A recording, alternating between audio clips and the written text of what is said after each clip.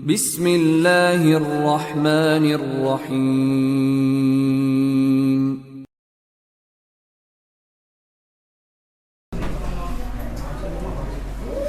Assalamualaikum warahmatullahi wabarakatuh. Innal hamdalillah nahmaduhu wa nasta'inuhu wa nastaghfiruh wa na'udzu billahi min sururi anfusina wa min sayyiati a'malina. Man yahdihillahu fala mudhillalah wa man yudlil fala hadiyalah.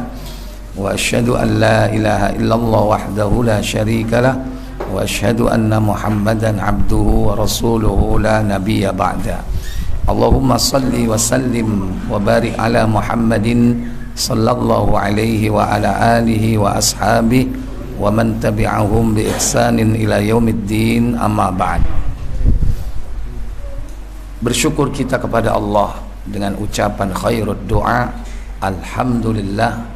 Segala puji hanya untuk Allah, Rabb semesta alam, yang telah memberikan nikmat kepada kita semua. Semoga salawat dan salam selalu tetap terlimpah kepada junjungan kita Nabi besar Muhammad sallallahu alaihi wasallam beserta seluruh keluarga dan keturunan beliau, para sahabatnya dan seluruh pengikutnya hingga tibanya hari kiamat. Melanjutkan pembahasan tentang syirik. Terakhir masih syirik besar, jenis yang keberapa kemarin?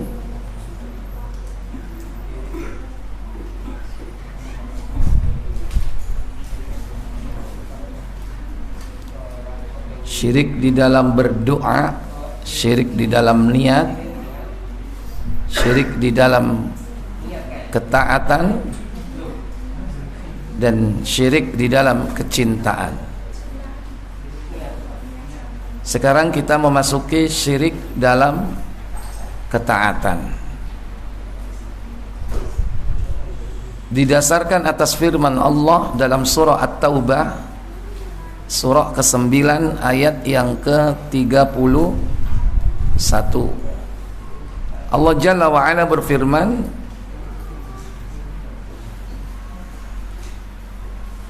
ittakhadu ahbarahum wa ruhbanahum arbaban min dunillahi wal masih ibnu maryam wa ma umiru illa liya'budu ilaha wahida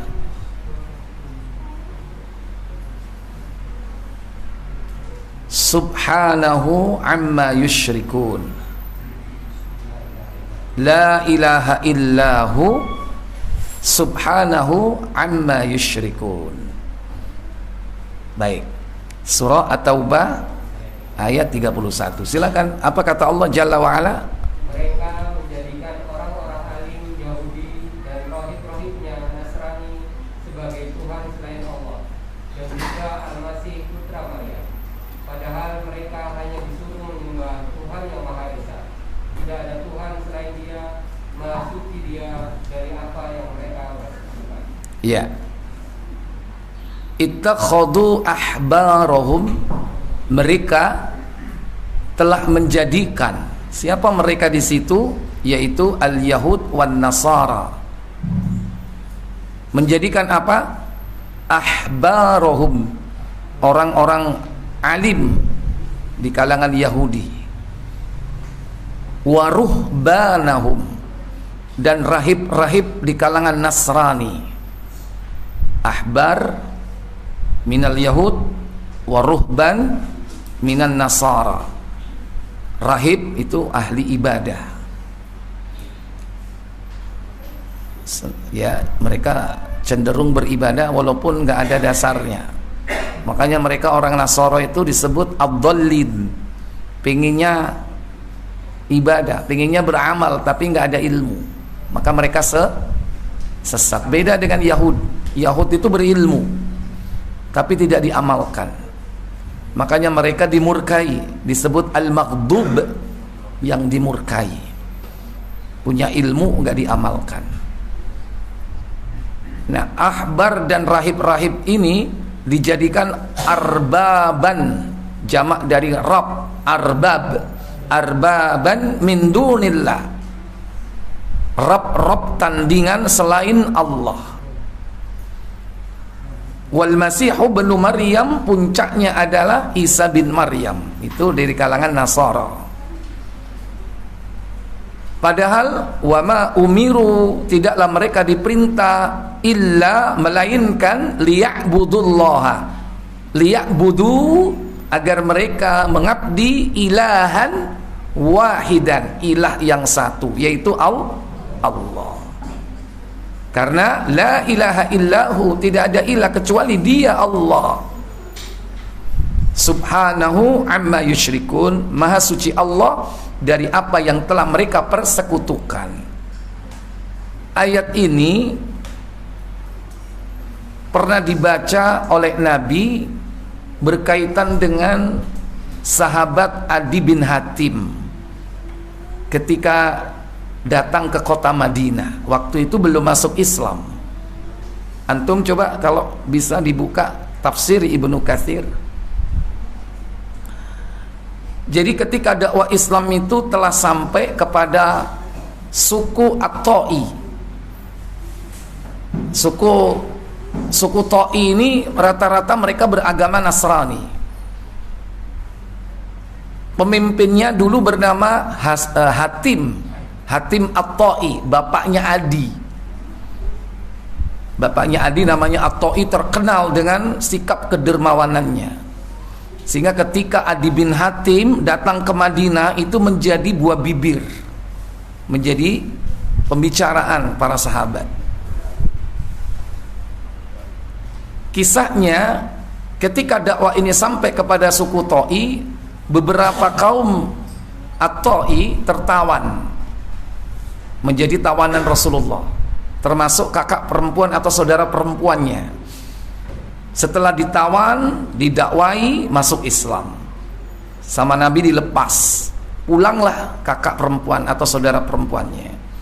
Menyarankan bertemu dengan Adi bin Hatim. Ketika itu sudah melarikan diri, ketika dakwah sampai kepada mereka, mereka melarikan diri ke negeri Syam. Akhirnya ketika bertemu dengan Adi, disarankan datangi Rasulullah dan masuklah Islam. Maka datanglah Adi bin Hatim ke Madinah sesuai dengan yang disarankan oleh saudara perempuannya. Nah, ketika datang di Madinah, heboh. Saat itu Adi bin Hatim datang dengan memakai kalung yang bandulnya itu salib, yang terbuat dari perak. Apa istilahnya kalung salib itu? Rosario. Bukan Rosalia, itu lah travel. Hah? Lah Rosalia itulah aneh. Rosario itu kalung salib, biasanya dipakai pendeta-pendeta itu. Besar kalungnya ya, salib. Nah, Adi datang kepada Rasul itu memakai kalung itu.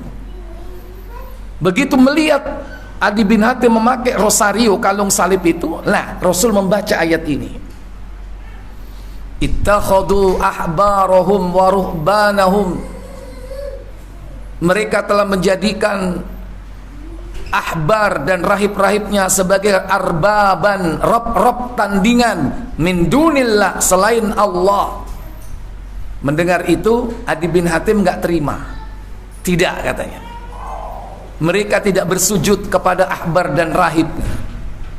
Ditimpali oleh Nabi SAW. Memang mereka tidak bersujud kepada ahbar dan rahib, tetapi ketika ahbar, tokoh-tokoh Yahudi dan rahib-rahib Nasrani itu menghalalkan yang haram, yuhillul haram wa yuharrimul halal, fattaba'nakum, kau mengikuti fatwa-fatwa mereka. Ketika mereka menghalalkan yang haram, mengharamkan yang halal, kau ikuti mereka. Itulah yang disebut dengan taat. Dan itulah yang disebut dengan menyembah, kata Nabi. Itulah menyembah. Jadi menyembah itu dalam kategori ini adalah mengikuti fatwa-fatwa yang sesat. di mana fatwa itu telah menghalalkan apa yang diharamkan Allah atau mengharamkan apa yang dihalalkan oleh Allah. Dan kita ridho, senang, kita ikuti. Nah, kita pengikut fatwa-fatwa itu, keputusan-keputusan dari tokoh-tokoh agama itu disebut menyembah, dan itulah syirkul akbar, syirik besar. Hati-hati, itu syirik taat. Ketemu? Ada, baik, silakan dibaca biar enak. No cerita.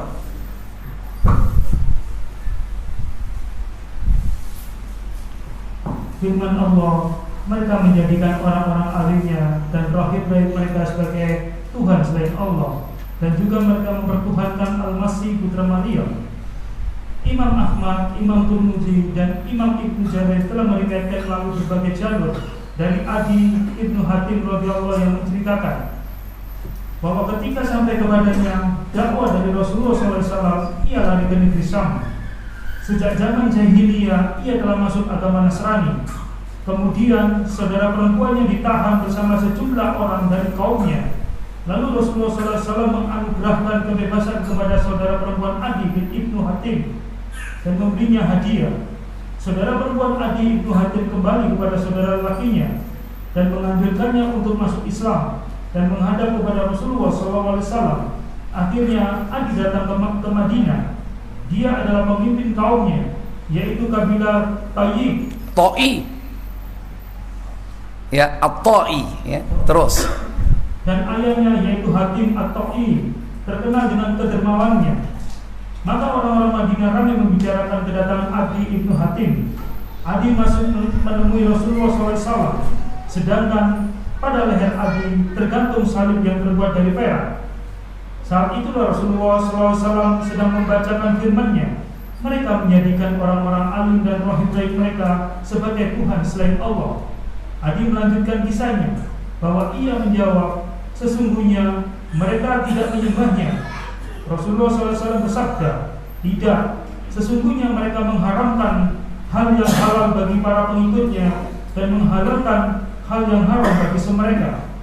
Lalu mereka mengikutinya. Yang demikian itulah ibadah mereka kepada orang-orang alim dan rahib baik mereka. Baik, cukup kan? Udah nyampe poinnya. Dan itulah kata Nabi menyembah, yakni mengikuti fatwa-fatwa yang sesat, yang menghalalkan apa yang diharamkan Allah atau mengharamkan apa yang dihalalkan Allah. Kasus seperti ini memungkinkan nggak terjadi pada umat Nabi kita Muhammad sekarang ini? Hah? Ketika ada seorang ulama mengatakan bahwa khamr itu haram, lantas dia fatwakan halal, dan kita ridho dengan fatwa itu dan mengikutinya, berarti sama dengan apa? Berarti kita sama dengan ya'budunahu, menyembahnya. Nyembah itu nggak harus jungkir balik, sujud, ruku, ya.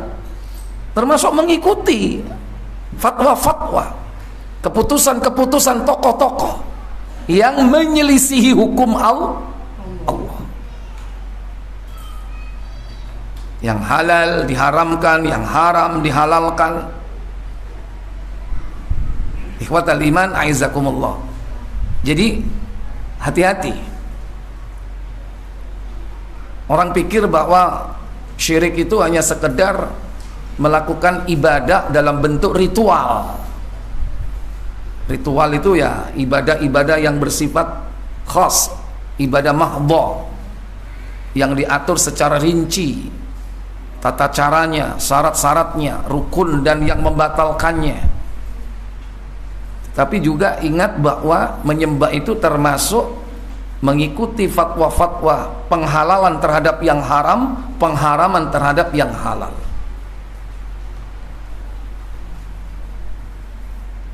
Contoh lagi, misalnya ada sesuatu yang haram dihalalkan. Apa contohnya? Banyak kan? Termasuk yang disenangi zaman sekarang ini orang-orang apa?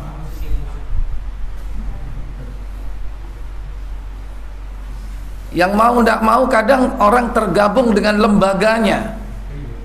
Kenapa? Riba. Ada nggak orang yang menghalalkan riba? Ada nggak keputusan ulama yang menghalalkan riba? Ada nggak? Halo?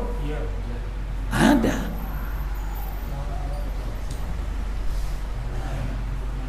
Seneng nggak orang yang suka dengan riba ketika ada keputusan seperti itu? Wah, itu cocok iki rek. Bisa diikuti. Ya, tepak iki. Sementara DE cicilannya akeh, tepak iki. Akhirnya mati mecicil. Kakean apa? Kakean cicilan. Bahkan Nabi melaknatkan bukan hanya yang memakan riba. La'ana Rasulullah akilar riba. Rasul itu melaknat pemakan riba. Wa mukilahu, yang memberi makan. Siapa yang memberi makan? Yang ngangsur plus bunganya. Itu mukilah, yang memberi makan. Sampean kalau nggak makan ribanya, paling nggak memberi makannya itu mungkin. Ustaz, aku gak nganakno duit Ustaz. Ustaz, aku iki nyabung tapi bunganya gak tak pangan, tapi aku duwe cicilan Ustaz. Loh, berarti tidak makan riba tapi memberi apa? Memberi makan orang lain, riba. Wa mukilahu, termasuk dilaknat. Wa syahidaihi, dua saksinya. Dan yang keempat, wa katibahu, juru catatnya. Hati-hati dengan yang terlibat dalam segala macam bentuk-bentuk riba. Mulai dari yang konvensional sampai yang modern. Zaman sekarang ini kan banyak cara untuk memoles riba itu seakan-akan tidak seperti riba. Dan banyak ulama-ulama yang akhirnya terbeli iman dan akidahnya sehingga dia halalkan yang haram. Demikian pula bukan hanya menghalalkan yang haram, termasuk mengharamkan yang halal. Contohnya apa?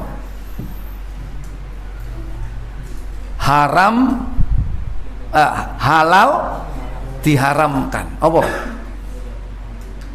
Poligami. Sampean kok seneng sini bahasiku? Lo ta'addud iku halal, ya kan? Tapi dengan syarat. Mestinya begitu kan, menyampaikannya begitu. Gak sembarangan, harus punya ilmu dan mengerti syarat-syaratnya. Tapi kalau sampai jelas mengatakan mutlak bahwa itu tidak boleh, karena di zaman sekarang ini tidak mungkin orang punya istri lebih dari dua, dengan alasan macam-macam yang dibuat-buat. Akhirnya keluarlah hukum haram. Tidak boleh mengharamkan secara mutlak. Tetap dia merupakan sesuatu yang mubah, tapi dengan memenuhi persyaratan-persyaratan. Apa? Syarat dan ketentuan berlaku. Jadi, apalagi contohnya? Selain dari itu, yang halal diharamkan. Ada nggak orang mengharamkan jenis makanan tertentu? Halo? Kau lagi haram ini. Ini dua alam ini. Lo kodok haram. Haram kodok itu, jangan dimakai halal kon. Oh, seneng swike kon. Kodok itu haram bukan karena dua alam. Memang kodok itu bernafas, dia amfibi kan jenisnya kan. Kalau di air bernapas dengan kulit, kalau di darat bernapas dengan paru-paru. Amfibi. Tapi haramnya bukan karena itu. Haramnya karena memang dilarang dibunuh. Dalam Sahih Abu Dawud ada riwayat itu. Coba dibuka Abu Dawud. Itu jilid yang ketiga Abu Dawud.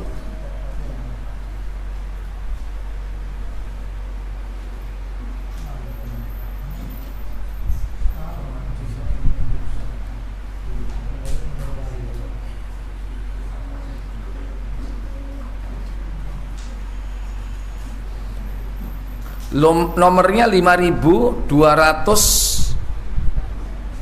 5269 dari sahabat Abdurrahman bin Uthman. Silakan.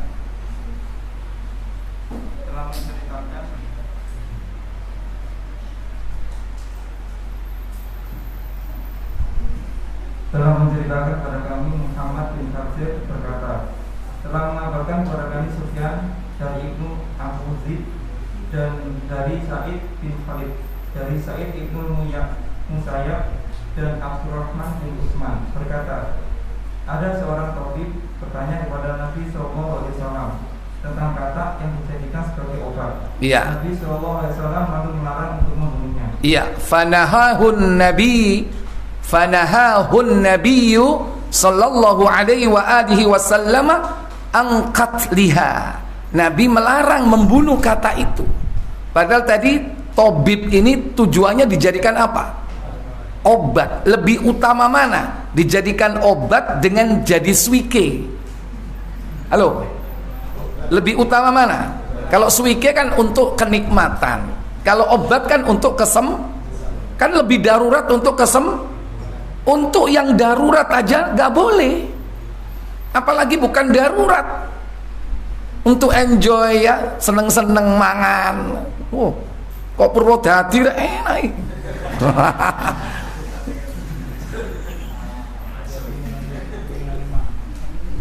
Gak boleh, karena haram membunuhnya. Tapi ada orang yang halal tapi diharamkan. Alasannya dua alam. Nah, contoh apa tadi? Kepiting. Pernah nggak dengar orang mengharamkan makan kepiting? Halo? Pernah nggak? Pernah. Padahal tidak ada dalil yang mengharamkan.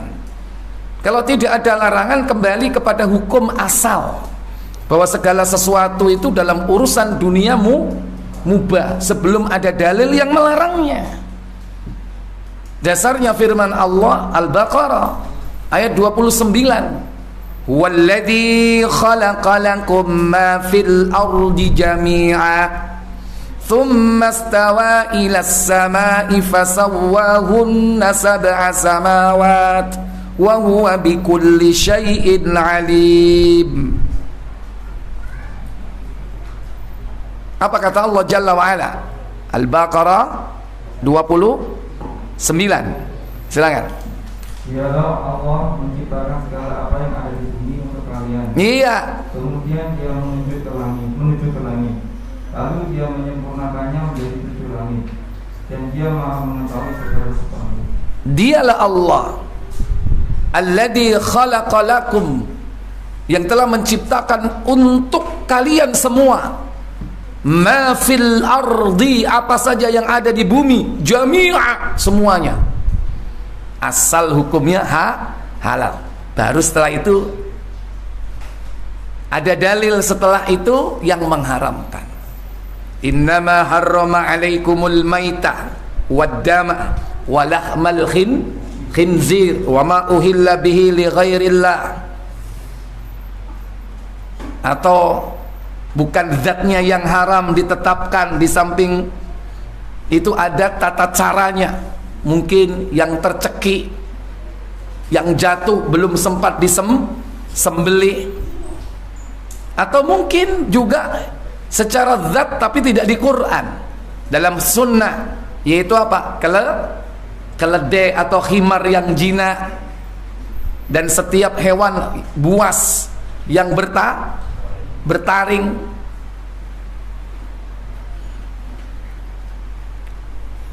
Jadi setelah itu baru datang dalil-dalil dari Al-Quran dan Sunnah yang mengharamkan. Tapi kak, tahu kepethuk aku kepiting haram. Sampai dulu itu saya mau menikah, itu sudah menikah ya, ada temennya istri itu ngetes ya. Waktu itu ditanya, "Pak, menurut Bapak itu yuyu itu Angsal dipangan apa mboten? Takok apa? Bayes, yuyu. Kalau jenisnya kan banyak seperti itu ya. Di laut, di sungai, yang dekat depan ini juga ada ya kan. Kadang-kadang metu ya kan. Selama tidak ada dalil yang mengharamkan, hukum asalnya apa? Boleh. Jangan mengharam-haramkan yang halal. Ya. Ikhwatal iman aizakumullah. Jadi kita jangan sampai membuka peluang orang itu melakukan kesyirikan hanya karena apa? Fatwa-fatwa yang tidak berdasarkan atas ilmu. Wallahu a'lam. Baik. Kemudian yang keempat kita selesaikan pembahasan tentang syirik besar, yaitu yang keempat syirk al-mahabbah. Syirik karena kecintaan, di mana seseorang dia mencintai selain Allah, baik itu makhluk yang bernyawa, baik dari jenis jin atau manusia, ataupun benda-benda yang mati. Makhluk bernyawa bukan hanya jin, manusia, termasuk hewan. Nah, itu dijadikan tandingan selain Allah yang dicintai. Allah berfirman dalam surah Al-Baqarah, dibuka surat kedua, yaitu pada ayat yang ke 165, di mana Allah Jalla Jalaluh berfirman dalam ayat itu, wa minan nasi man yattakhidhu min dunillahi andadan yuhibbunahum kahubbillah walladzina amanu ashaddu hubban lillah walau yara alladzina zalamu idh yarawna al'adaba annal quwwata lillahi jami'an wa anna Allah syadidul azab. Apa kata Allah? Dan di antara manusia ada orang yang menyembah Tuhan selain Allah sebagai tandingan, yang mereka cintai seperti mencintai Allah. Adapun orang-orang yang beriman sangat besar cintanya kepada Allah. Sekiranya orang-orang yang berbuat zalim itu melihat ketika mereka melihat azab pada hari kiamat, bahwa kekuatan itu semua milik Allah dan bahwa Allah sangat berat azabnya, niscaya mereka menyesal.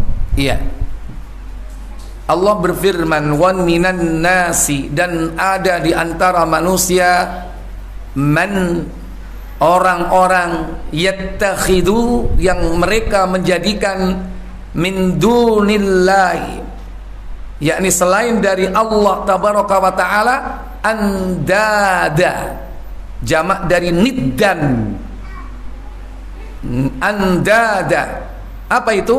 Tandingan-tandingan. Kalau bahasa kerennya kompilasi, kompetitor,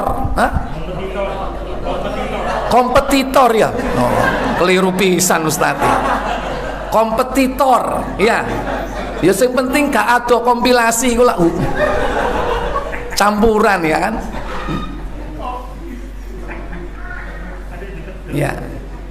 Jadi manusia itu menciptakan kompetisi yang tidak layak gitu. Karena oknum-oknum selain Allah itu tidak layak dijadikan sebagai pesaing untuk berkompetisi dengan Allah. Jauh, nggak ada tandingannya, atau nggak selevel. Wong satu khalik, satunya satunya khalik, satunya makhluk, kan jauh, bertolak belakang. Yang dijadikan tandingan itu diciptakan oleh Allah. Makhluk kan semua itu, jin. Kadang ada yang menjadikan jin sebagai tandingan, malaikat, bahkan ada yang dijadikan tandingan di kalangan hewan loh, sampai hewan. Manusia, bagaimana mereka memperlakukan tandingan itu? Mereka orang yang ahlus syirik ini memperlakukan tandingan-tandingan itu dengan cara yuhibbunahum, mereka mencintainya. kahubbillah, seperti mencintai Allah. Seperti itu berarti selevel apa, di bawah atau di atas? Hah? Selevel, sama. Kalau selevel aja dengan Allah nggak boleh, apalagi mencintainya lebih dari Allah. Menyamakan aja nggak boleh.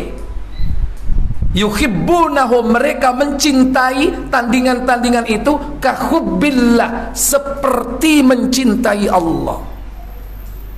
Bagaimana bentuk cintanya? Lihat kalimat sesudahnya, walladzina amanu asyaddu hubban lillah. Sementara orang-orang yang beriman begitu sangat cintanya kepada Allah.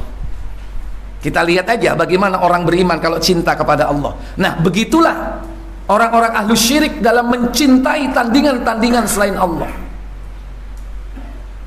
Bagaimana orang beriman cinta kepada Allah? Gimana?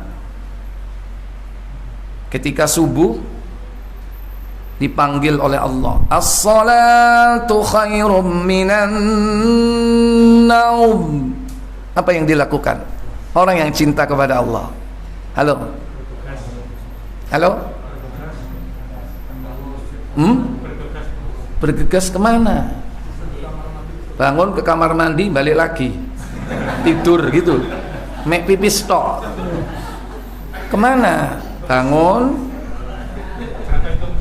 mandi, atau paling enggak minimal wudhu, pergi kemana?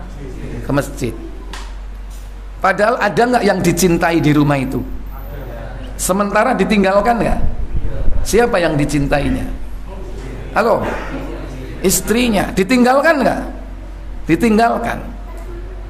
Kepada yang lebih dicintai. Siapa? Allah. Padahal bojone gandoli, sik tamas, sik suwe kok mati. Wayahe opo yo? Gandoli. Rumahnya yang menyenangkan, kasurnya yang empuk, di ruangan yang sejuk, justru datang ke masjid kadang-kadang bau, ya, kadang-kadang sumuk, nggak ada AC-nya. Enak di sini ada AC-nya. Tapi ingat loh, datang ke masjid cinta kepada Allah, duduk karena nang omah gak ono AC nih. Seneng nang masjid gara-gara iku enak rek, begitu mojok pindah tuh, itu yang tidak boleh. Artinya di rumah ini tandingannya luar biasa. Dunia, kita cinta kepada dunia kita, sementara ditinggalkan demi cinta kepada Allah. Orang mukmin begitu, dibelani meskipun sepi. Menek perumahan si anyar, gurung rame, apa menek omahe rada ado, apa menek melaku, gak duwe sepeda, ontel ae gak duwe. Kadang-kadang gimana rasanya? Wah, kok pas ono anu kok. Carane wingi nang kono ono pocong ya. Itu termasuk ujian. Tapi semua itu lewat. Kenapa? Demi cinta kepada siapa? Allah. Orang kalau cinta kepada Allah itu, dia akan berkorban waktu, tenaga, berkorban harta, bahkan jiwa. Kalau cinta kepada Allah. Sama seperti penuntut ilmu, karena dia cinta kepada al-ilmu. Siapa? Al-ilmu adalah sifat Allah. Dialah Allah yang mempunyai nama Al-Alim. Dari sifat al-ilmu. Orang yang cinta kepada ilmu syar'i, berarti itu sebetulnya bentuk wujud cinta kepada Allah. Karena dia pengen mengerti tentang kalamullah, kalimat-kalimat Allah. Lihat bagaimana para sahabat cinta kepada ilmu. Berbulan-bulan dia berjalan untuk mencari hadis Nabi SAW. Itu wujud cinta kepada Allah. Dia korbankan hartanya, dia tinggalkan istrinya, dia tinggalkan anaknya, bahkan dia tinggalkan pekerjaan untuk sebuah ilmu. Karena dia cinta kepada Allah, al-ilmu, dan yang memiliki nama al-alim. Nah, itu orang beriman. Bismillah budai. Aneh kok gelisah. Sampun nggih. Silakan adzan dulu. Baik. Syirik jenis keempat, Syirkul mahabbah, syirik cintaan. Bagaimana gambaran orang mukmin mencintai Allah? Mereka rela berkorban demi Allah, mengorbankan harta sampai jiwanya untuk Allah. Ada di kalangan manusia itu mencintai oknum-oknum selain Allah. Mungkin dari kalangan manusia dia cintai, sehingga apapun yang diucapkan sendiko dawu, bahkan mau korban harta, sekalipun tiap bulan harus dipotong penghasilannya berapa persen? 10%. Orang bilang persenan. Karena cinta kepada siapa? Cinta kepada pemimpinnya, tokohnya. Mau dipotong hartanya. Padahal dalam Islam kewajiban zakat cuma berapa persen? Berapa persen? 2,5%. Berarti lebih dari zakat. 10% ya. 10%. Dia cinta kepada tokoh-tokohnya, mursyid-mursyidnya. Karena kalau sudah memasuki kelompok ini harus dibaiat. Harus dibaiat. Kalau sudah dibaiat, dia menjadi orang yang cinta sama mursyid-mursyidnya, tokoh-tokohnya. Jangankan harta yang diminta, bojone dijaluk dikeno. Bojomu kok ayu? Tak peong. Kalau dia sebagai pengikutnya yang sudah sumpah setia, dibaiat, pemimpinnya minta istrinya. Pernah dengar cerita seperti itu dikasihkan? Halo? Kira-kira nek sampean bojoe dijaluk ya apa kira-kira? Hah? Tarung dhisik jare. Gak terima ya. Gak melok, gak paten jadi. Tapi kenyataannya, realitanya ada sampai hari ini seperti itu. Kelompok-kelompok, aliran-aliran, torikoh ya, yang ketika memasukinya itu harus sumpah janji setia. Istilahnya apa tadi? Baiat. Oh, itu cinta banget itu. Baik ketika masih hidup ataupun sudah mati tokohnya. Bahkan doktrin apapun yang disampaikan sudah ditelan mentah. Kon donga nek gak melalui aku, gak tutuk nang Allah. Makanya nek kon donga kudu mbayangno wajahku. Loh. Harus menggambarkan, membayangkan wajahnya. Atau paling tidak melihat fotonya. Makanya jangan heran kalau mereka hobi memajang apa? Foto-foto mereka, tokoh-tokoh mereka. Karena ada sebagian dari mereka yang memang disyaratkan untuk itu. Sebagian ya, disyaratkan untuk itu. Harus membayangkan wajahnya, harus melihat fotonya. Sampai ada jamaah perempuan pernah ikut sholat pun itu sampai suruh bayangkan wajahnya. Sajadai kono fotoi. Sampai ada yang keblinger seperti itu. Yuhibbunahum ka hubbillah. Mereka mencintai seperti mencintai Allah. Ada lagi dia cinta bukan dari golongan manusia, cinta dari golongan jin. Karena sudah membangun hubungan baik sampai kepada hubungan cinta satu dengan yang lain, sehingga mereka saling membutuhkan, nggak bisa lepas. Sementara jin ini sering ngerjai karena apa? Karena mereka secara strategi lebih unggul dari kita. Mereka bisa lihat kita nggak bisa lihat mereka. Sehingga mudah manusia itu dikibuli, dibohongi. Ngomong sama-sama kelihatan ae iso dibujui, apa meneh jin sing gak ketok, ya. Nah, jin itu kadang minta syarat. Aku gelem Tapi syaratnya kudu ngene. Golekno wedhus kendhit. Golekno ayam ireng mulus. Golekno ayam putih mulus. Bisa jadi syarat-syarat seperti itu yang tergolong berat, dia cari itu.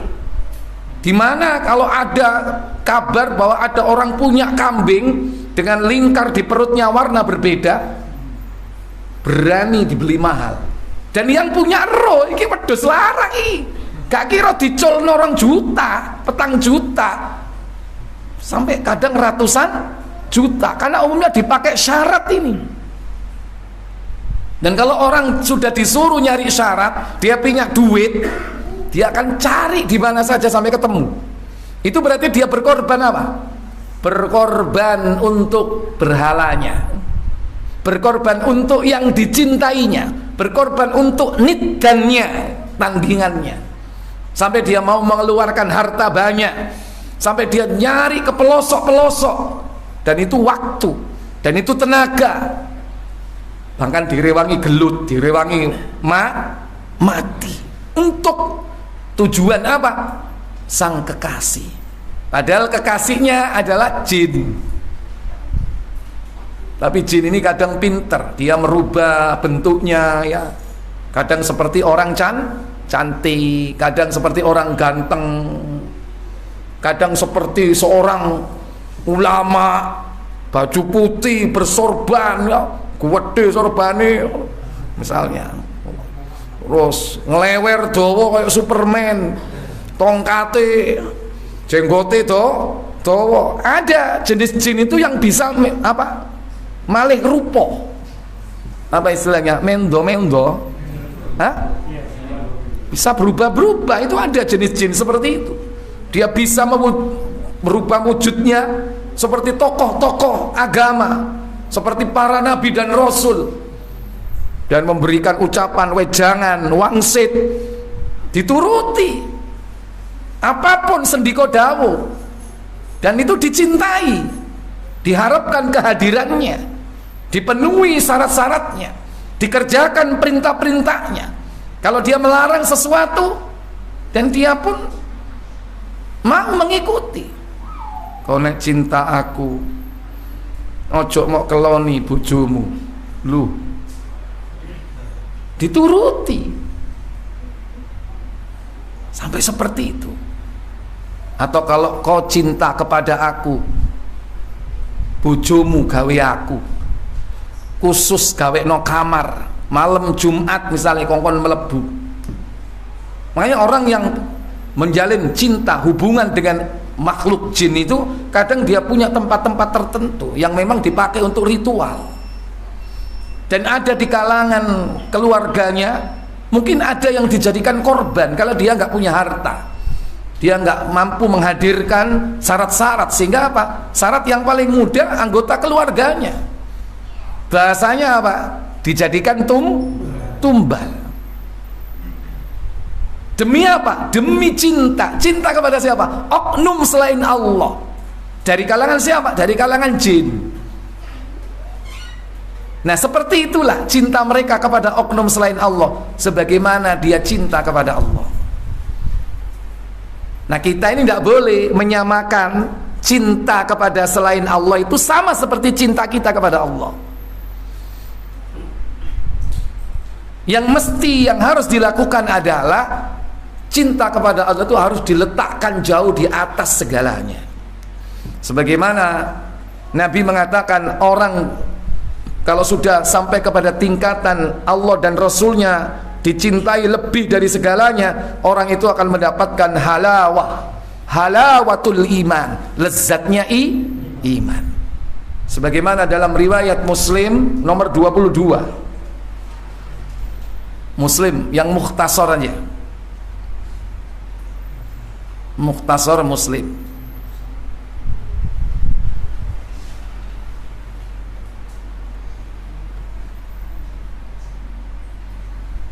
Nabi SAW beliau mengatakan thalathun, ada 3 perkara, man kunna fihi wajada bihinna halawatal iman. Ada 3 perkara. Jika 3 perkara itu ada pada diri seseorang, maka orang itu akan mendapatkan halawah, lezat. Lezat apa? Halawatul iman. Silakan. Apa kata Nabi SAW? Apa saja 3 perkara itu?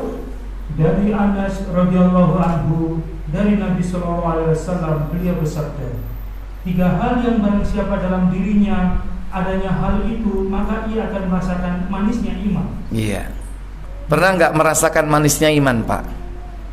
Pak, halo.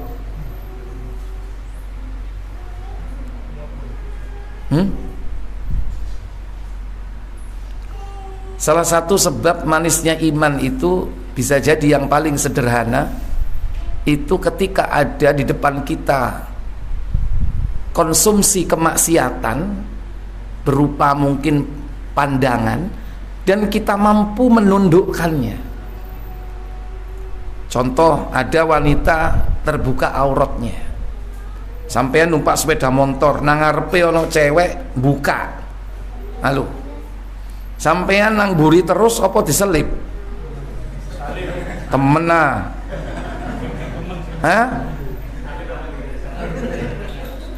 Pura-pura kutuk pelan-pelan ngono nang buri dikiting terus ngono. Apa diselip? Halo. Diselip terus minggir. Kalau kita mampu menghindari fitnah nazar seperti itu, kenikmatan dalam pandangan mata, kita mampu menundukkannya sebagaimana perintah Allah dalam surah An-Nur, ya kan? Ghaddul basar, menundukkan pandangan. Astagfirullahaladzim, ditundukkan semata-mata karena siapa? Allah. Saat itulah Allah akan memberikan dalam hati kita lezatnya iman. Coba rasakno, engko nek koyo ngono, ojo golek-golek tapi nang direk ono percobaan sih, kepingin ro lezate iman iki rek, tak melaku nang ndi terus tak merem aku. Iya, nek pas isok ghaddul basar, nek tambah menteleng bahaya kon, kelilipan dosa. Ya, itu contoh kecil saja, sederhana, dan sering kita jumpai fitnah seperti itu dalam kehidupan sehari-hari.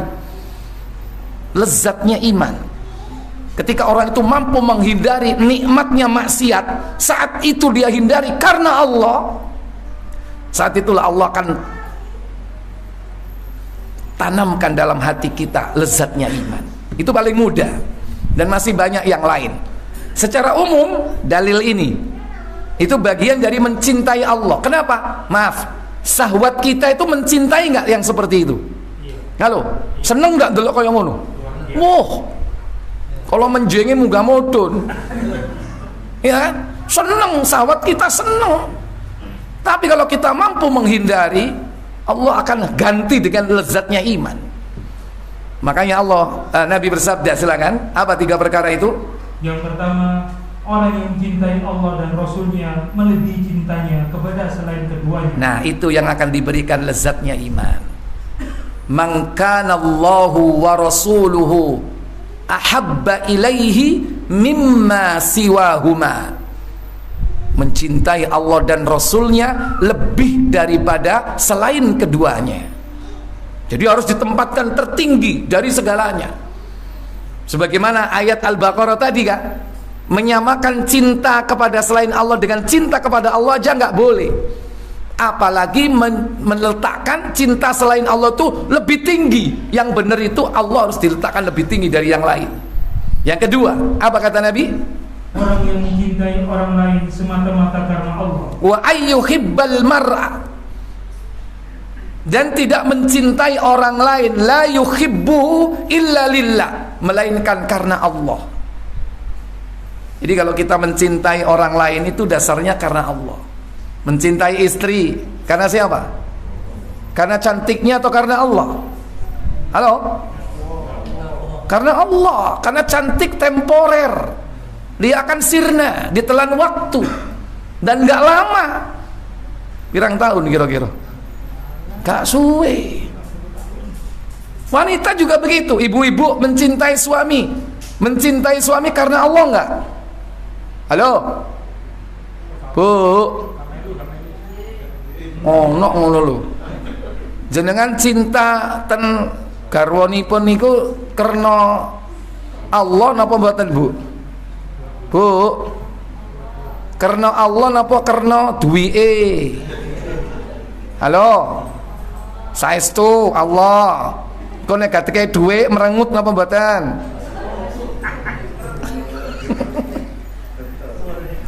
Tetap merengut. Cinta suami, cinta istri, cinta anak, cinta saudara sesama muslim itu harus karena Allah. Dan adab etikanya kalau kita mencintai saudara kita itu harus diberitahu orang itu. Disuruh didatangi kata Nabi. Idza ahabba ahadukum akhahu, dalam Sahih Abu Dawud, ana lupa nomornya, jika salah seorang di antara kalian mencintai saudaranya, falyati fi manzili, datangi rumahnya, falyukhbirhu, kabarkan kepadanya, annahu yuhibbuhu lillah, bahwa kau cinta kepadanya karena Allah. Cak, aku seneng lho mbek sampean. Apa sampean kok seneng mbek aku? Homo. Iku seje nek iku, ku cinta syahwat, cinta birahi, gak normal. Ya. Ojo nek ngono, bahaya iku hombreng. Ini cinta dasarnya agama. Ya. Sampean kok seneng mbek aku apa? Iya, Cak. Sampean iku wong sabar, Cak. Luar biasa. Gak nemu koyo sampean, Pak. Keplaki wong menengahi, Pak. Sabar gak yuk? Sabar gak? Silakan. Kalau kita senang sama orang karena sabarnya, karena perhatiannya, sampaikan. Suruh datang ke rumahnya, menyampaikan. Terserah alasannya apa. Nggak pakai alasan pun juga nggak apa-apa. Pokoknya aku senang deh sampean, Cak. Itu etikanya begitu. Dalam kitab Mausu'ah Adab al-Islamiyah, di situ disebutkan dalam bab tentang adab ukhuwah fillah, adab bersaudara karena Allah. Salah satunya adabnya seperti itu. Mencintai orang lain itu hanya harus karena Allah. Dan kalau kita cinta kepada saudara kita karena Allah, beritahu kalau kita ini cinta. Supaya apa? Syaiton minal jin wan nas yang mengganggu hubungan persaudaraan kita itu akan hancur. Kalau ada orang datang menfitnah, merusak hubungan kita, sampean ditantang mbek wong iku. Sopo? Fulan, ngawur ae. Wonge lo wingi rene ngomong nek dhek iku seneng mbek aku. Bek. Ya, gagal nggak dia merusak hubungan kita? Gagal tidak? Syaitan itu, kadang-kadang orang itu apa? Yamshi fil ardi bin namimah. Kadang orang itu berjalan di muka bumi ini dengan namimah. Apa namimah itu? Adu domba. Bagaimana orang itu nggak berkasih sayang? Orang kalau ada dengki iri dalam hatinya, gak seneng, wong ngakor itu gak seneng. Dia berusaha merusak hubungan itu. Ya itu contoh. Ya, mencintai saudara karena Allah. Wa ayyakrahu ayyauda fil kufri. Yang ketiga, orang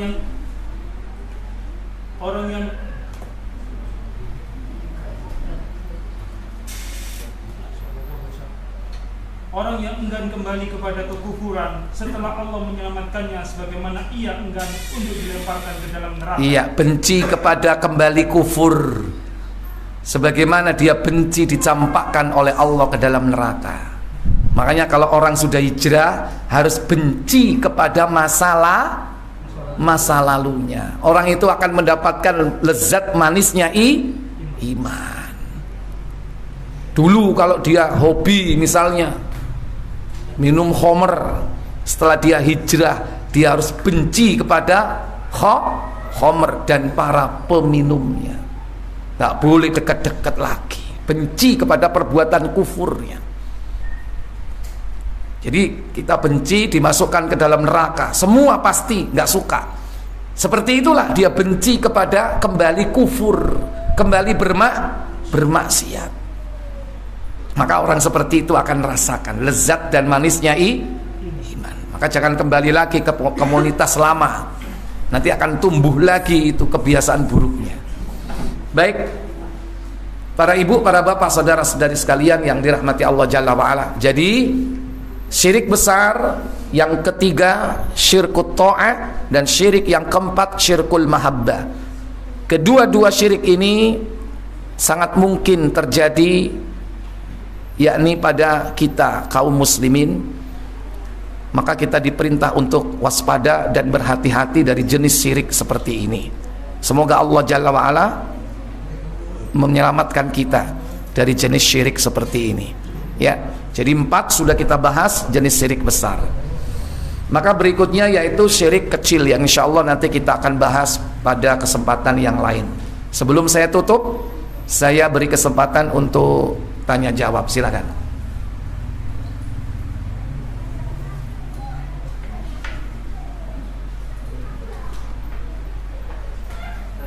Ya, silakan. Hukumnya pijat, bekicot. Ya, baik. Bekicot itu hewan air atau bukan? Kepiting hewan air atau bukan? Air. Ya, rajungan air, kepiting air, yuyu, beyes, kre,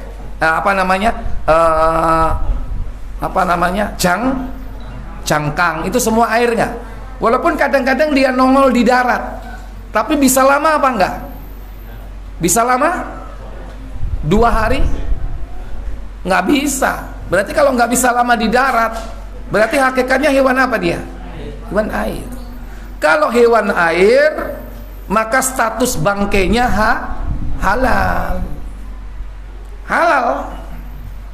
Kalau dia menjadi bangkai halal, harus disembeli atau tidak? Nggak perlu disembeli. Ya, gimana hewan air nanti kalau menyembeli? Nek sampean mangan teri, repot. Ya, pembelai teri.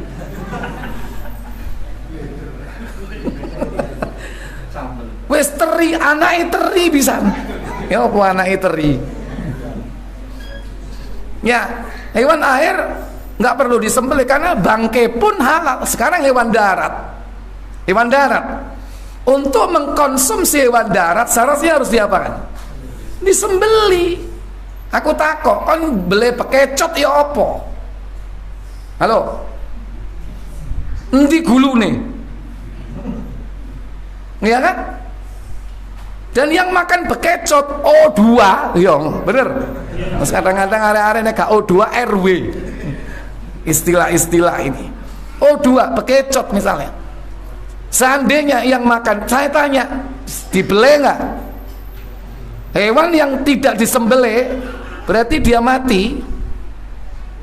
Tidak disembelih, halal dimakan atau tidak? Halo? Hewan darat yang mati tidak disembelih kemudian dimakan, halal apa tidak? Haram.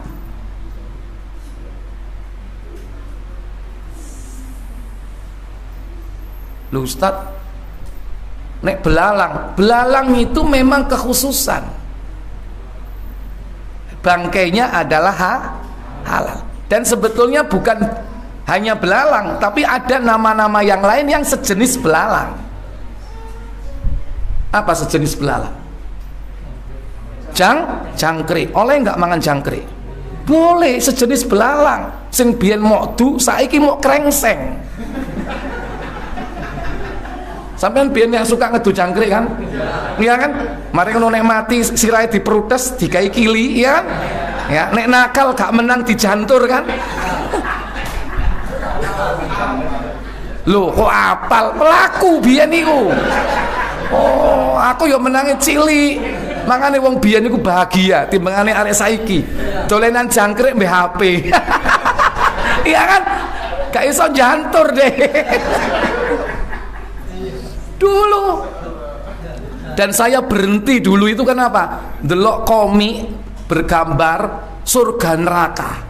Nang kono lak ana jangkrik kan, dadi gede didu awak dhewe gentian ya kan. Ya Allah ngene, berhenti setelah itu. Saya tuh masih kecil SD waktu itu. Pengalaman nih ya, saya foto berarti ya. Seperti itu pengaruhnya. Anak sekarang beda dunianya. Nah, jadi sebetulnya jangkrik boleh dimakan karena sejenis belalang. Gitu. Walang itu kan walang aja macam-macam. Walang kadung, walang kekek, walang nah iku sing rodok gak enak iku. Ambune ae sangit ya kan, jenenge sangit. Tapi jenisnya belalang boleh dimakan. Kalau pengen makan belalang atau cari ya snack belalang nang Jogja akeh. Itu dijual di minimarket sak bungkus ngene. Apa iki rek? Walang dadan wis karib. Iya. Surabaya, Sidoarjo durung ono ya? Durung ya? Peluang bisnis itu. Gorengan walang ya kan? Halal. Itu. Kalau bangkai mak gak apa-apa. Selain dewan yang disebutkan bangkainya itu tidak halal, haram, selain belalang dan sejenisnya, ikan yang hidup di air dan termasuk ikan itu di sini ya, pokoknya yang di air, hewan air ya, termasuk sing kaya ulo tapi nang banyu apa itu? Welut senenganmu kan? Ya. Itu. Tapi kalau bekicot nun sewu karena dia hewan darat, kecuali seperti hewan itu tapi hidup di air, boleh kreco, kul. Ayo, siapa sing tahu mangan kreco? Kul, tahu kan? Kono lho nang pojok rolak, ono dodolan mbek sepeda, kul. Sate kul. Ada itu. Nggak apa-apa kalau itu. Tapi kalau yang darat harus disembeli. Ya siapa sampai nyembelih? Ngono lho. Wallahu a'lam. Baik, kalau seandainya itu belum mutlak haram, paling tidak dia masuk kepada ranah apa? Subhat. Kalau dia termasuk subhat, berarti perintah Nabi apa? Ijtanibu, jauhi perkara-perkara yang subhat. Laopo liyane lho si akeh. Ya kan? Kok ono gawe ini golek sing gremet. Yang lain itu loh masih banyak gitu loh. Ya. Terlepas itu apakah kita suka atau tidak suka, ya kaidah yang penting itu di situ. Segala hewan yang tidak disembelih itu berarti hukumnya tidak boleh dimakan, disembelih. Ya. Tentu dan menyembelihnya pun juga harus dengan membaca bismillah. Wallahu a'lam. Baik. Hah? Laron. Engko mari laron, kok ono liyane, Ustaz. Ya, rayap ya apa Ustaz? Kan mirip laron, iya kan? Ya, nek laron iku mboke, nek anake apa? Rayap. Rayap sesuai dadi laron ya. Iya, Ustaz, sembuh. Ya. Pokoknya nek gak umum ya, ada jenis-jenis makanan memang yang menjijikkan ya, dia termasuk kategorinya itu tidak haram tetapi ditinggalkan oleh Nabi ya, karena bukan jenis dari makanan kita. Nabi pernah diserai atau dikasih makanan dop. Dop itu apa? Hah? Iya, dop biawak ya. Iya, beda dengan nyambe. Kalau nyambe itu kan sama nggak dengan yang dimaksud dop di zaman Nabi itu? Beda. Nang kene lho pojok kono patung rel kereta api yo ngarepe muncul krengsengan nyambe. Bener nggak itu? Kon ro ayo, aku curiga ayo kon. Tahu mampir ya? No. Beda gitu loh. Makanya kadang yang halal pun Nabi membiarkan sahabat memakan, beliau tidak memakan. Karena apa? Bukan jenis dari makanan beliau gitu loh. Gak umum. Wis ta gak usah. Wong Sidoarjo Surabaya iku gak ono sing mangan laron ngono lho. Kecuali nek sampean kaliren ngono lho. Wis aja takok laron mari ngono rayap, ya anake rayap wis. Wis sembuh. Wallahu a'lam nggih. Engko mari engko rayap liyane takok meneh ya. Napa nek anake tawon ya. Tak mari-mari kowe iki. Iya Ustaz iku enak dibothok Ustaz. Baik, wallahu a'lam ya. Saya pikir cukup sampai di sini. Semoga bermanfaat. Wa akhiru da'wana walhamdulillahirabbil alamin. Subhanakallahumma wa bihamdik asyhadu an la ilaha illa anta astaghfiruka wa atubu ilaik. Wassalamualaikum warahmatullahi wabarakatuh.